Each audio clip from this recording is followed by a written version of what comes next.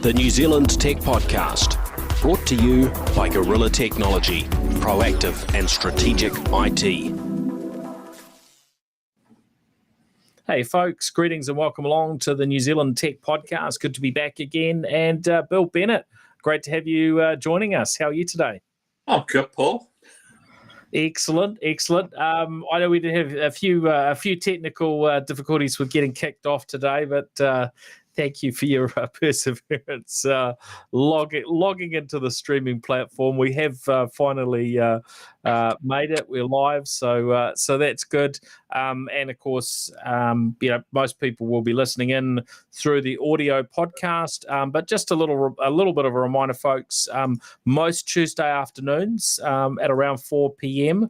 We are tending to go live. So do feel free to follow us on the YouTubes, the LinkedIn's, the Twitter, or the Facebooks, whichever is your preferred place. If you want to catch the latest and greatest, ahead of everyone else, because most people will, of course, be catching it at their convenience through the audio podcast. Before we jump in, Bill, maybe you remind listeners where you fit into this big wide world of tech and media in New Zealand.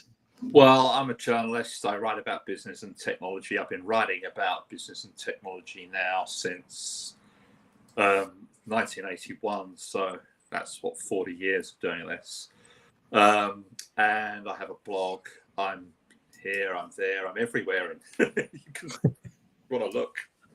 Yeah. Oh, great to have you here, and to pull you away from your other responsibilities. So thanks again, Phil. Lots going on as always. But first up, a little thank you to our show partners, to Vocus, Vodafone, Spark, HP, and Gorilla Technology for their support of New Zealand Tech Podcast.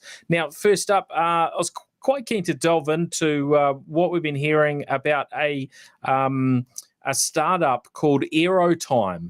And look, this one caught my attention for a couple of reasons. One, it involves drones, and of course, we've been following drone news really since the very beginning of the New Zealand Tech Podcast over a decade ago. There's been more and more interest in drones. They've become something very accessible. So at virtually any price point, you can jump in and get a drone from kids' drones that are sub $100 up to pretty much as you want to spend.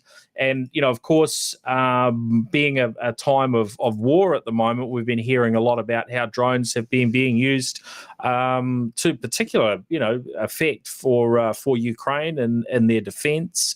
Obviously, it's not just their side that's been using drones. Russia have as well.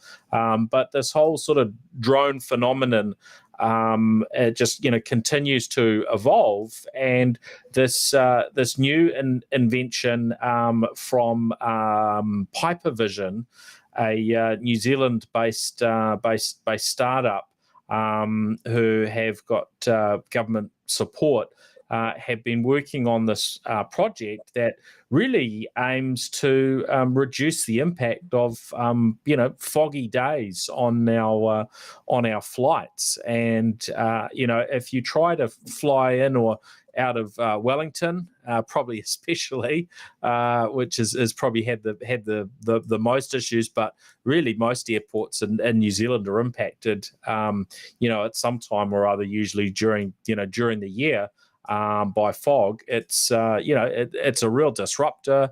It's expensive when flights have to get diverted or cancelled and so on. This idea that they could put up a drone that impacts, I guess, the atmosphere and the air a little bit, and hopefully minimises the chance of flights getting cancelled. So apparently they've done over 200 tests already in New Zealand and Australia, and they use an absorbent that they say meets drinking water standards and is already approved by New Zealand's Environmental Protection Authority. This sounds pretty cool, Bill. What are your thoughts? Well, it does. I mean, and the thing is, I was thinking the thing about clearing the fog from an airport is you've actually got to clear it over a lot of space. I mean, we're talking about, square kilometres of space that you need to get in and out of airports. So it's got to be pretty spectacular to be able to clear that much fog away. I mean, it'd be one thing to clear fog away in your garden, or over an acre or so, but over an entire airfield like Wellington, it's a lot of space. The other thing that I was thinking about was how it's not just the area; it's like a cubic space. It's three-dimensional that it needs to be covering quite a bit of space too. So I guess that's where the drone part of the equation comes in. First off, my first thought when I saw that story is I'm amazed that this hasn't been done before by someone else. I mean, we don't have the foggiest airports. You want to try London. New Zealand isn't alone in having foggy airports, and it's been a problem forever. And my second thought was can't electronics do a lot of the guidance and so on anyway, so to make this not necessary? But apparently, this is a much safer and sensible and more straightforward way of solving the problem. Yeah. Look, I think sometimes when these things come along, you do wonder, but sometimes the problems are a lot more complex than we might imagine. And when I first heard of it, I'm thinking, oh, what does this do? Blow the fog away or something? But that wouldn't be drones doing if that was the solution, right? I was trying to join up the dots and think, what could this be before I delved into it.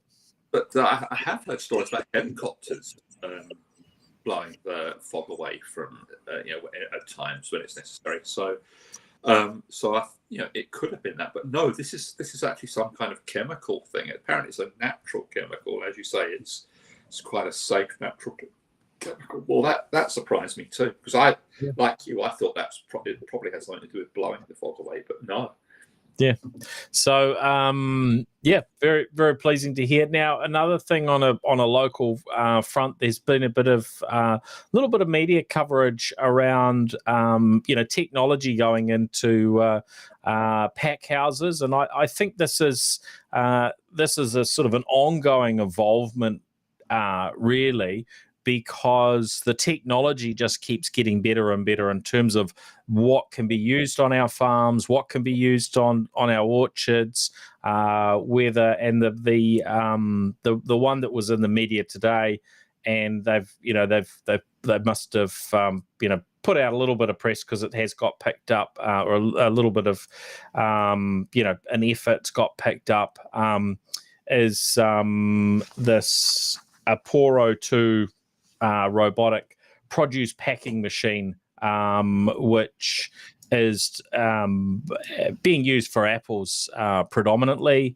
But it was quite interesting. I went through a packing house, a few months ago, and you just see how much reliance there is on machinery and on technology. But there are also those things that are very much reliant on people, of course. But we are going through that, continual and oftentimes it does seem quite sort of slow and gradual, change in terms of the things that are best suited to people and the things that are best suited to technology. And we see more moving away from people into the technological machinery based mechanisms, don't we?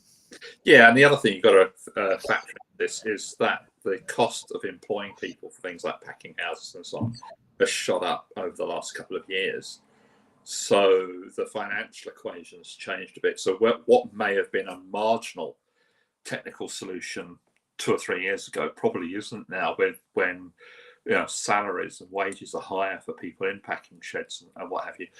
The thing that's always bothered me about the idea of this is not, and it applies to picking produce as well from trees and bushes and what have you, is it's fine for things like apples, but what about the squishy stuff?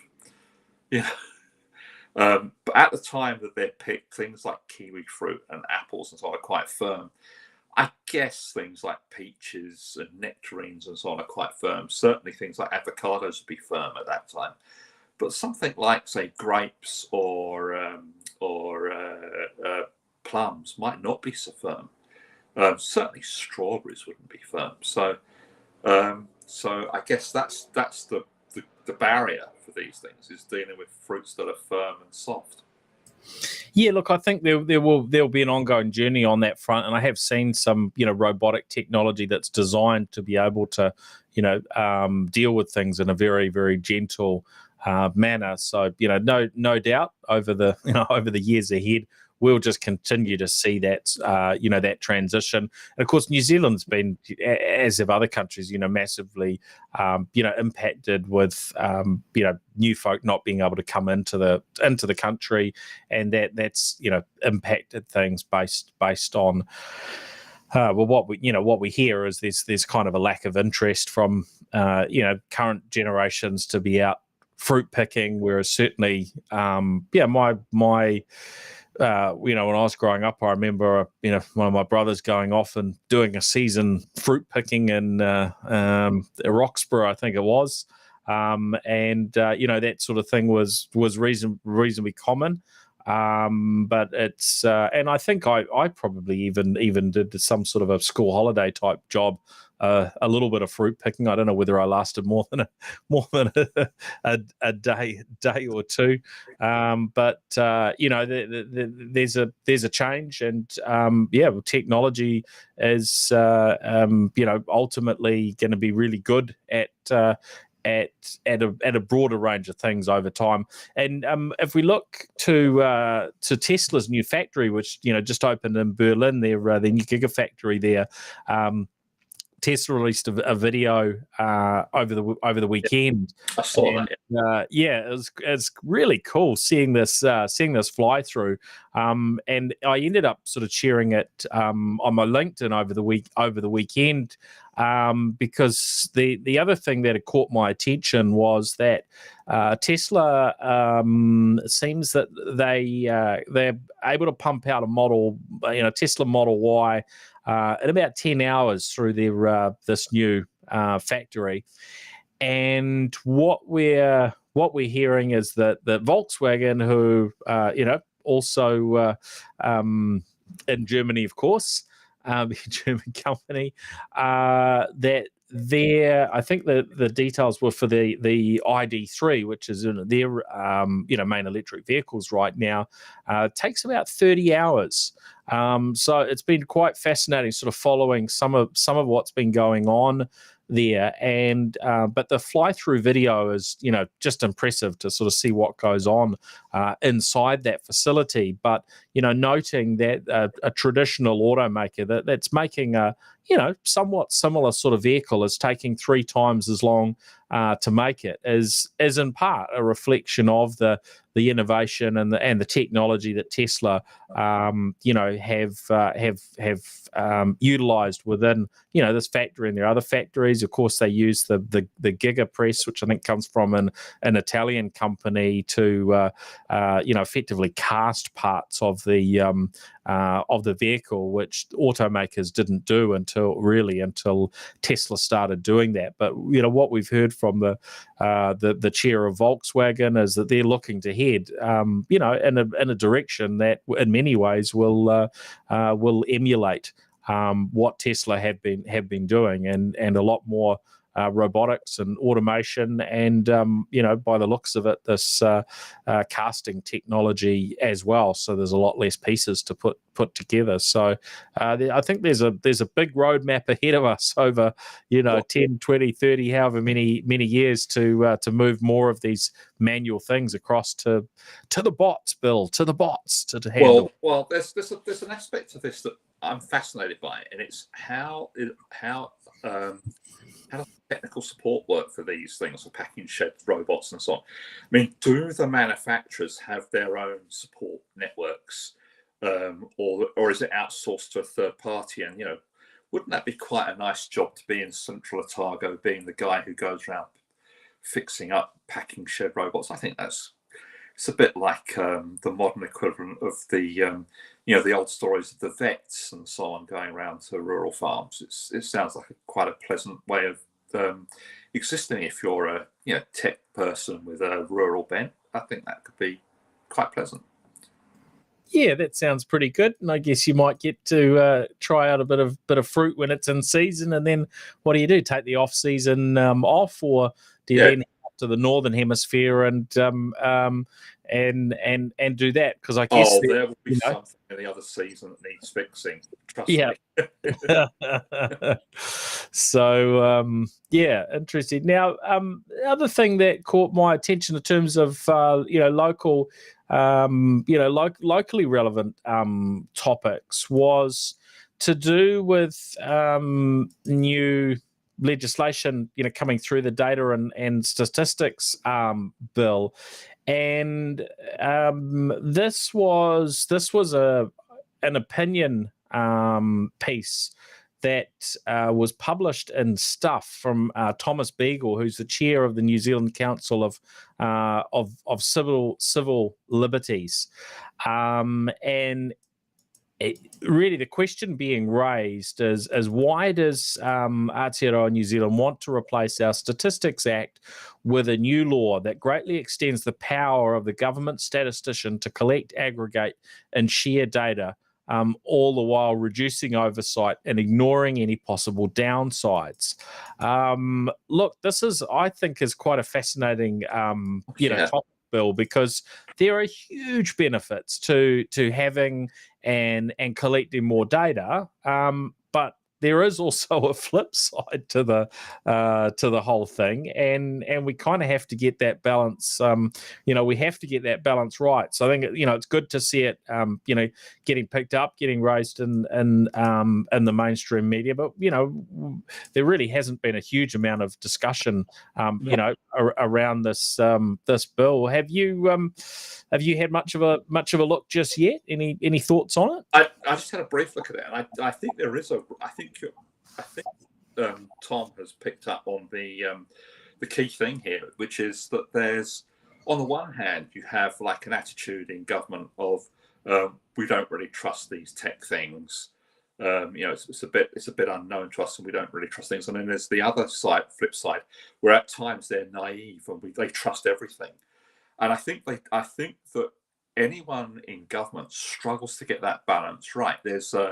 There are different pressures on them. I mean, there's commercial pressures to do things, and there's also pressures coming at them from, well, if you impose too many restrictions, you'll hobble the industry. We will fall behind, and so on. And it comes back to something which we've discussed in the past. We've discussed. I mean, you and I have discussed this on the podcast in the past. Is that you don't really have the right level of expertise at the cabinet level to deal with these questions. And it was what, if you think back to Rod Drury calling for us to have a chief technical officer for the country, or a CIO for New Zealand, or some sort of person with that kind of role. And I think that's what we need. I think we still need to have that kind of voice at the highest level. Whether it needs to be the way that the role was heading when Claire Curran was in the minister looking after that, or whether it needs to be something slightly different is up for debate. But what I think worries me about this, and I think it's something that I don't think Thomas mentions this in his piece, but it's what I was thinking while I was reading that, was we just have to have someone with the right level of expertise and understanding of these issues sitting at that cabinet table and saying, well, hang on a minute, we need to step back and take another look at this piece of legislation. Or alternatively, at times it's, oh no, don't worry about that, that's fine, that's just not going to be a problem. And we don't have that, and we really must. Yeah, I think it's a really really important point, Bill, that we need that right expertise. The other thing that concerns me is, well, certainly if we look to the countries with a more authoritarian type of rule, is that things can change, also can be changed quite quickly, right? And so, we look at the Russia-Ukraine situation, and we've heard how sort of media are getting shut down, how all sorts of social networks are getting blocked. Even I think YouTube's probably in there as well. Not 100% sure on that one, but basically a whole lot of content has been blocked, and there are all sorts of just little bits and pieces that are going on that from most Kiwi perspectives we would say, well, this is unethical. But actually, where is kind of the sound guidance that we go to, that we can all look to and go, well, that's how that's how these things should be run in times of trouble. And of course, we've just been through a period of trouble over the last couple of years, and I think it stirred up a lot of discussion. And I guess to a degree that takes us on to one of the elements that you suggested we talk about, Bill, which is Elon Musk stepping in and buying up around 10% of the shares of Twitter, after having knocked around the idea of maybe he should set up his own social network, which we hear that sort of stuff from time to time from the likes of Trump and others. But there's some people have quite a dissatisfaction on on the way these private things work. There's a dissatisfaction with the decisions governments make. I'm not sure actually you could set some best practice guidance, because everyone's going to have a different view, and it is largely tinged by political preferences. So it's going to be somewhat impossible, isn't it? Well, yeah, but you can set down some clear-cut rules. I mean, like calling for someone to be killed, for example. That should be beyond the pale, and yet it's not apparently on Twitter. So there are sort of things like that. The thing about Musk buying Twitter that bothers me, and it bothers me a lot, is he's not a neutral investor getting into it because he thinks that Twitter's going to make him a packet of money. He's an active Twitter user. Not only has he been on Twitter, he's been very controversial. He's been incontinent at times in his use of Twitter. He's gotten into trouble with regulators over talking about share price of Tesla on Twitter, those kinds of things. I mean, in a sense, Musk is to business and Twitter what Trump was to Twitter and politics, in that he kind of weaponizes it for his business purposes. And the idea of having someone who does that own the thing, it may be, for example, this is like purely, it's not even speculation. I'm just pushing it beyond the bounds of common sense. But just say, for example, if he wanted to, it could be possible that you have to read his tweets before you can start reading other people's tweets on Twitter. He could impose that kind of thing on there.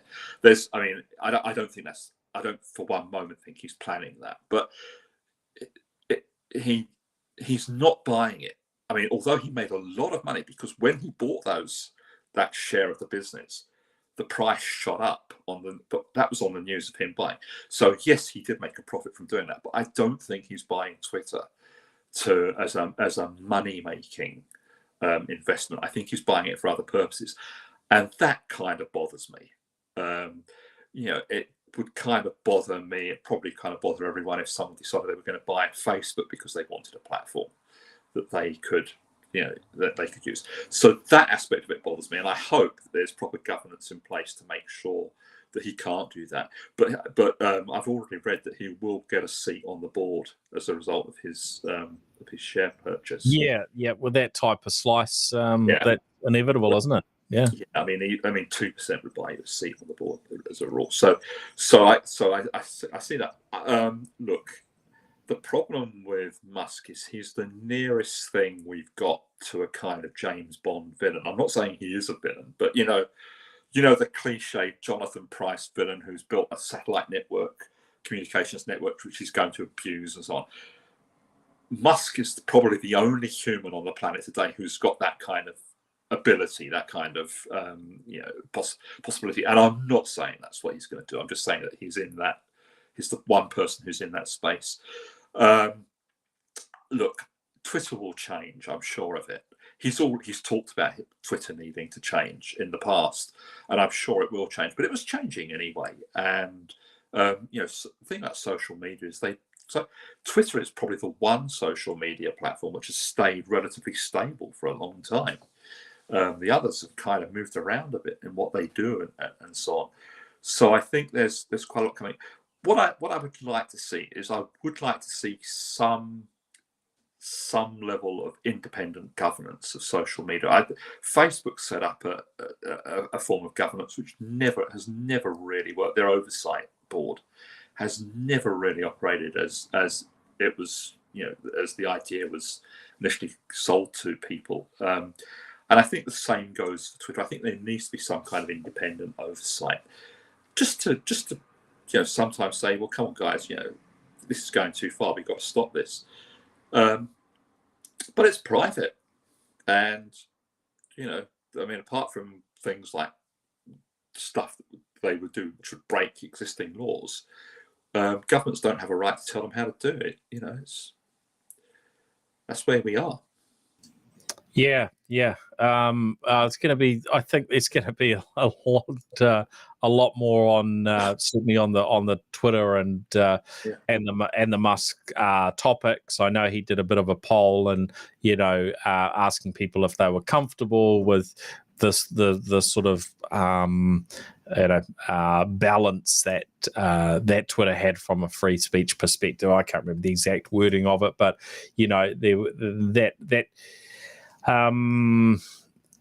clearly this stuff has been of interest to him for some time. And you're going to get different people of different political leanings want to steer something in one direction or another. So I don't think it's probably going to be necessarily a big immediate change, but we may well see a change. And look, he's got the deep enough pockets, he can own the whole thing if he wants. He's heading in the direction, especially with the way that Facebook's share price. I mean, you can probably buy up just about every social network on the planet, bar TikTok, which just seems to be going up and up and up. And I saw speculation that TikTok's founder and Elon will be the world's first trillionaires. So I hadn't looked the last couple of days, but the last time I looked, he was the world's richest man. So yeah, I mean, there's that. The other thing about Musk is that it's really difficult to see what his motivation is, because if you take him at his word at what he says, what he really wants to do is set up a colony on Mars. That's what he really wants to do, and maybe that is his motivation. Maybe that's what he's really all about. But I don't know. I mean, yeah. Oh well, we will see how things play out. Now, the working from home thing is something that has been discussed over a long period, and certainly during this time of COVID. The whole picture has changed because to a large degree, office type workers have been doing their work from home offices, bedrooms, sofas, and anywhere else where we can find to sit down and work. But we are coming through to a time of change. New Zealand workforces are, as they, I guess, have done sort of on and off over this last couple of years or so.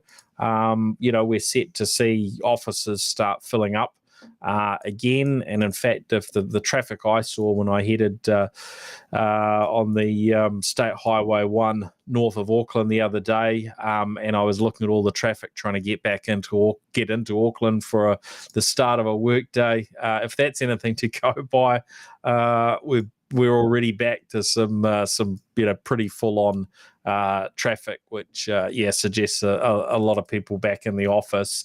But the big tech companies, I think, we've followed with interest. What's Google doing? What's Apple doing? What's Twitter doing? So we heard that Google employees in the US are being advised that they need to get back into the office this week, 3 days a week, as basically Google, they say, that I've seen it referred to as they winding down their work from home policy. And so 3 days a week in the office, continuing on working remotely for 2 days. So quite a transition. Quite a transition there. Apple are moving to a similar thing. I think from next week it's one day a week, and then by 23rd of May. At least 3 days a week. And another a pattern that seems to be cropping up is I'm quite often hearing that it's Tuesdays and Thursdays are sometimes sort of specifically designated, so whole teams can get together in person. And then I've also heard Mondays or Wednesdays in the mix. So it's just going to be interesting to see the different approaches organizations take.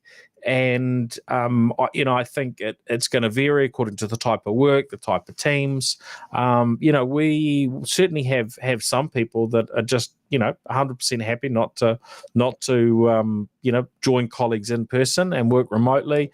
And then on the other end, we've got people that just they want to be in the office. They don't like working from home, and then that mix. So I'm kind of curious how structured these things are going to be for these bigger firms.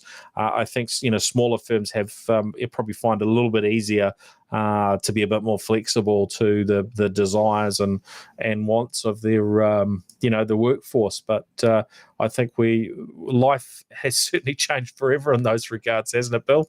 Yeah, I don't think it. I think in New Zealand, what I'm picking up on is it's certainly not a one size fits all. I mean, there are firms where particularly here in Auckland and in Wellington, where lots of younger people are living in quite crowded rented accommodation, where there's people in that position who really just want to get back to the office because it's hard when there's 3 or 4 people working on a kitchen table, and yet older people that are more senior in age and would have their own houses are quite happy to go and work in their home studies and so on.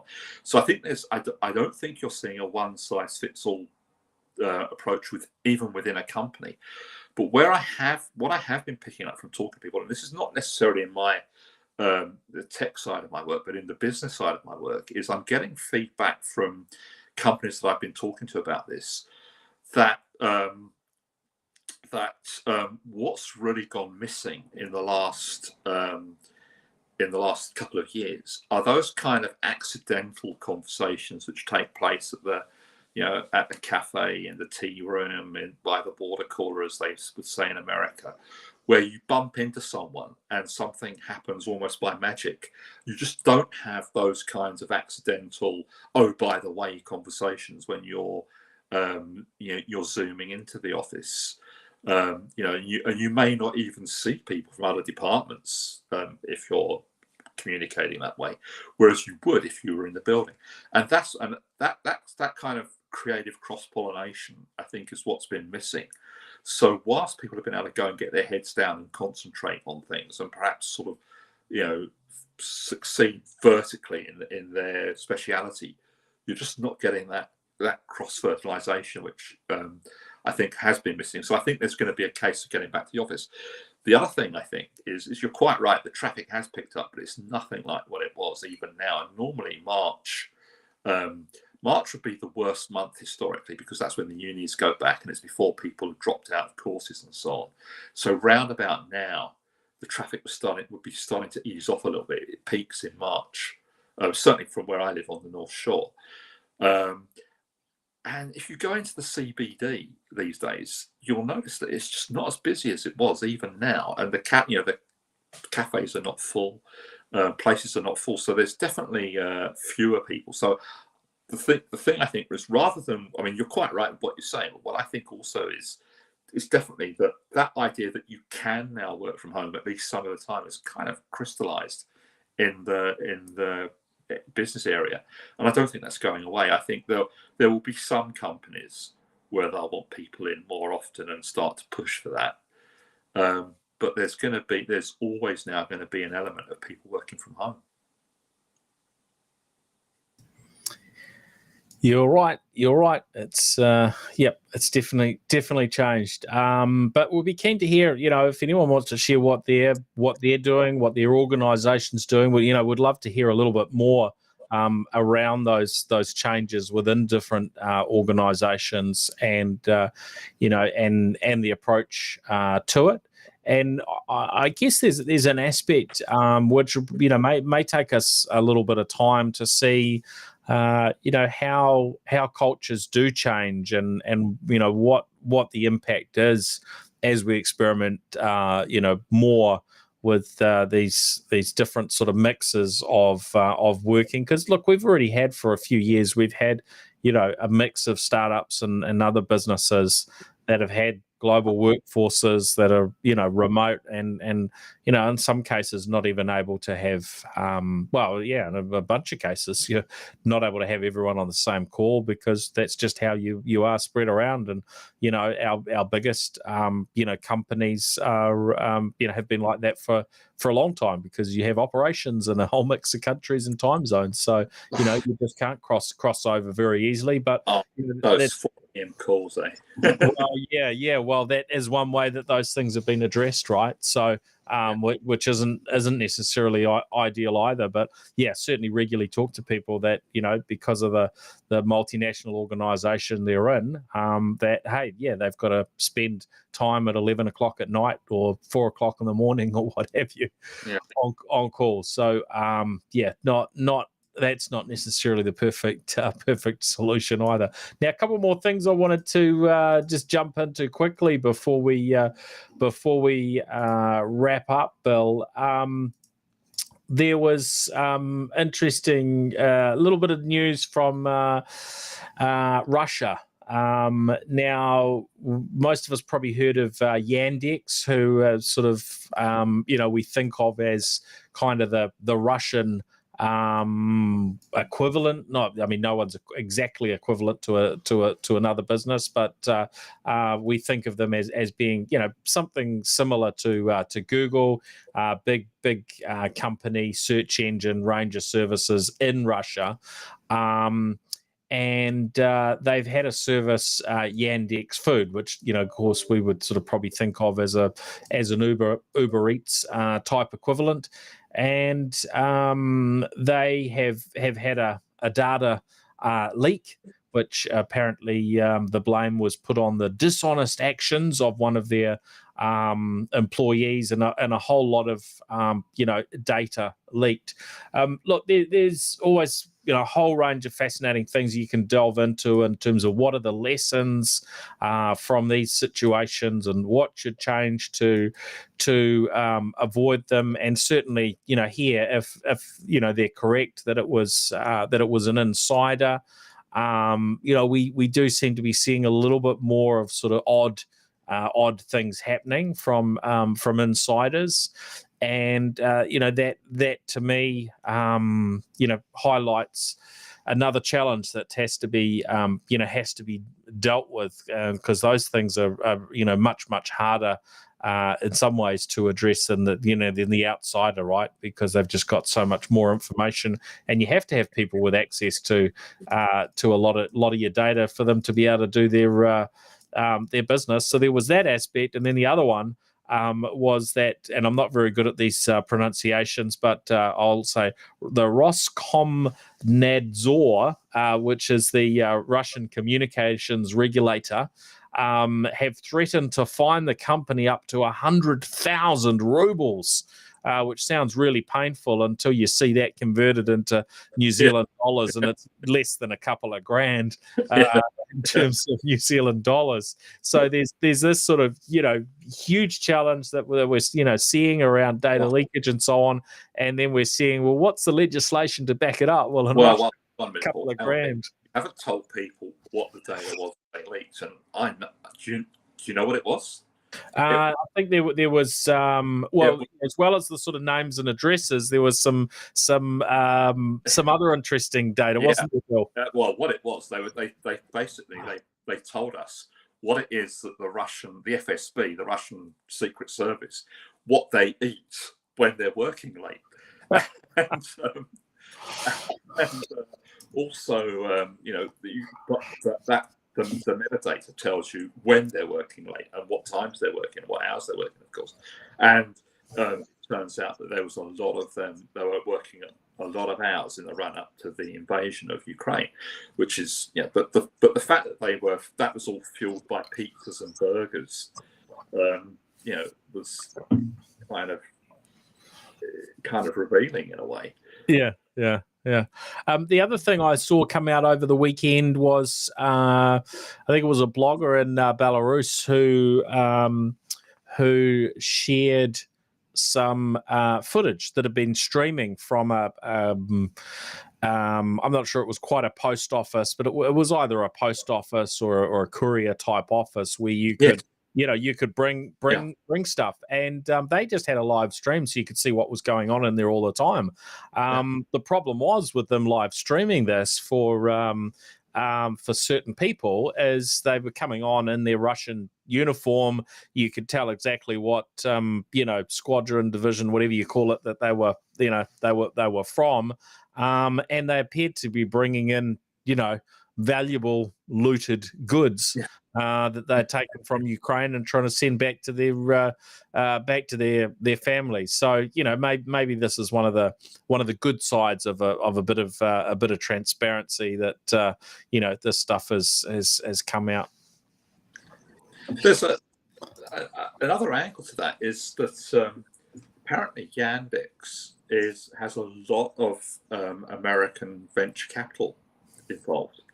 So I think whilst it is Russia's, as you say, equivalent of Google, I'm not sure how much of it is actually owned by Russian interests. And that presents a whole set of problems. It's, if you like, now that there's a war on it, it's almost like the reverse of the problem that Huawei faced in the West, in recent years, where there was a worry that a Chinese company was vital to telecommunications networks and so on. Well, here we have a Russian company, but with a lot of foreign venture capital investment, which is effectively Russia's Google, but it's not owned by Russian interests, or not entirely owned by Russian interests. I bet you that problem or that issue comes up in a much bigger way when things quieten down in Russia and Ukraine. Yeah. Oh, there's delving into the ownership of some of these firms, and how much we should trust them in the West, and are they doing the right things? That certainly gets pretty complicated. One last thing, Bill, I wanted to mention. Collectors seem to be being seem to be the natural what's the word the natural buyer for NFTs,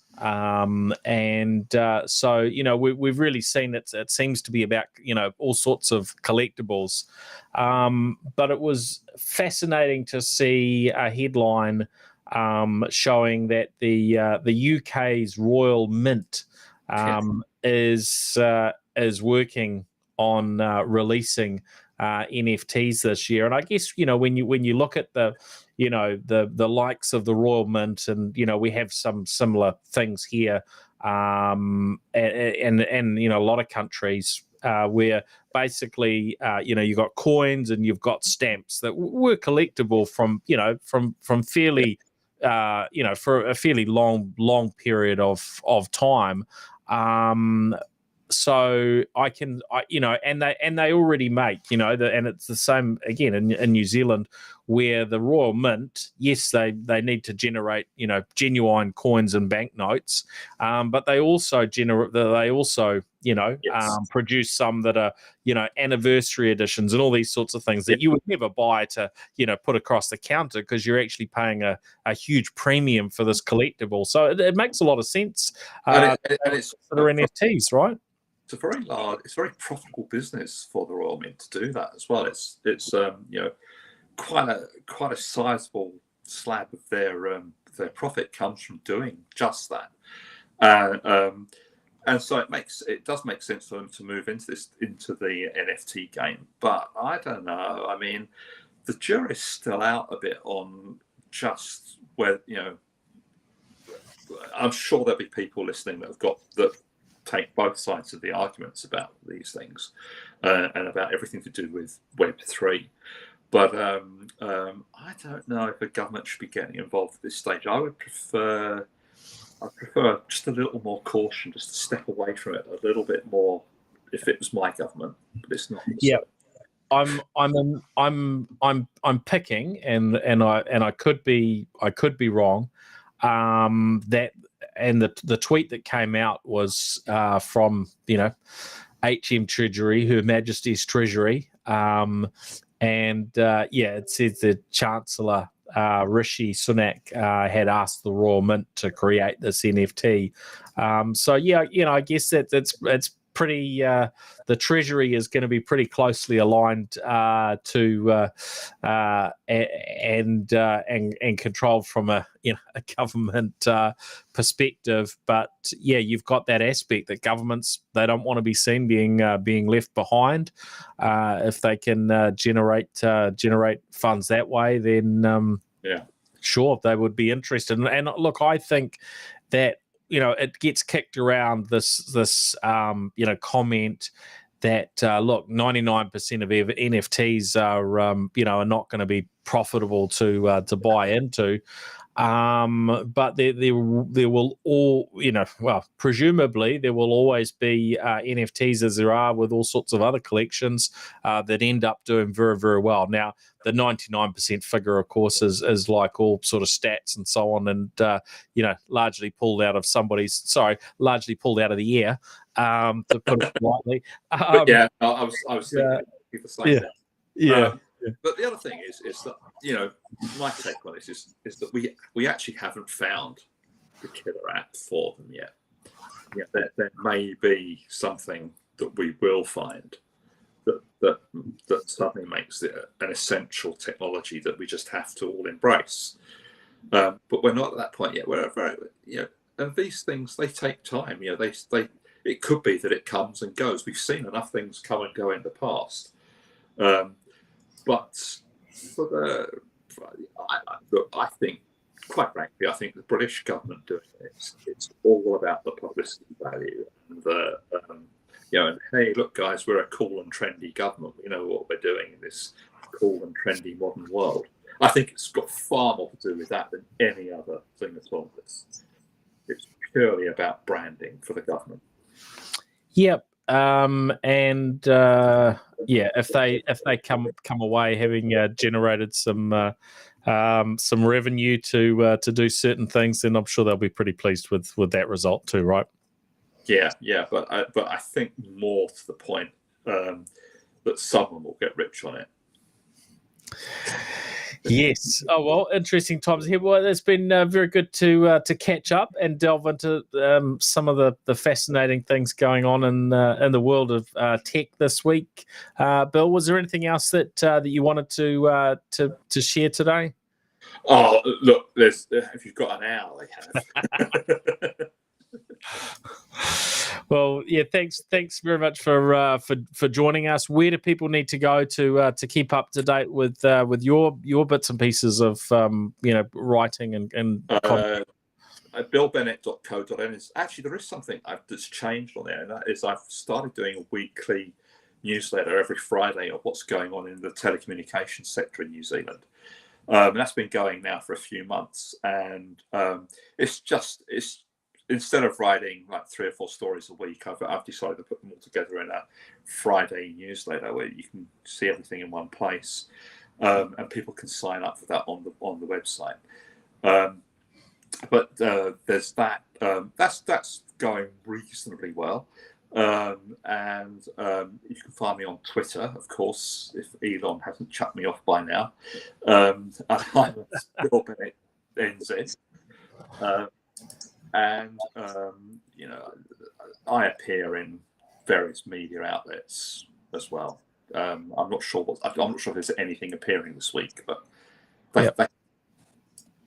excellent. All right, thanks, Bill, and thanks everyone for joining us on New Zealand Tech Podcast again this week. Do feel free to get in touch with me. You can reach me through all the usual sort of social channels, LinkedIn, and as probably the one I don't know, I keep up to the easiest for me to keep up to date with, but also across Twitter, and of course the live streams are across both LinkedIn and Twitter, and YouTube and Facebook. So if you do want to be kept in the loop, do the old follow and bell and on YouTube or whatever is appropriate.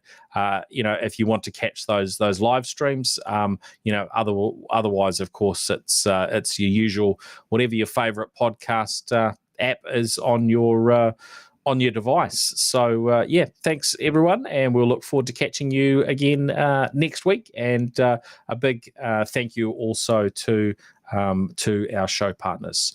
Big thank you to Vocus, Vodafone, Spark, HP, and Gorilla Technology. Cheers.